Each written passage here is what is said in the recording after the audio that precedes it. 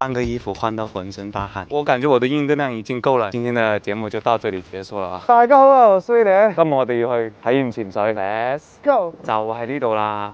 自由潛跟水肺，今天其實這個的話，不會游泳的人就是可以。會游泳的話，其實也可以，但是一般的話會推薦他水肺，就是帶着氧氣瓶。有沒有說哪一類人是不能夠潛水的？它是限制年齡的，一般是60歲以上就不能。對。仲發現咗好多美人魚尾，可以俾啲小姐姐喺水下面影相打卡。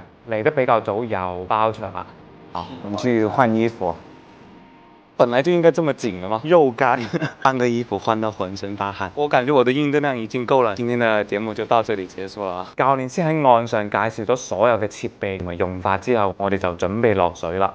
泳池水深5米，真係有種好自由嘅感覺。落水之後乜都要從零開始，甚至連閉氣都要測試一下。然後就係進階嘅大腳步平衡同埋游動腳法，呢兩個仲係比較簡單嘅，稍微練一下就可以游得好輕鬆。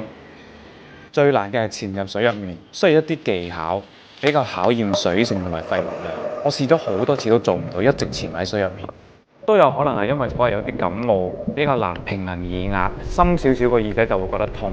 所以大家去之前一定要先打電話問一問，睇下嗰日適唔適合潛水先再去。總嘅嚟講，我認為仲係非常值得嚟玩一下㗎，唔使當做學習技能，就係簡單咁體驗一下。而且呢度啲教練都非常之有耐心，全程跟住你都唔使擔心安全問題。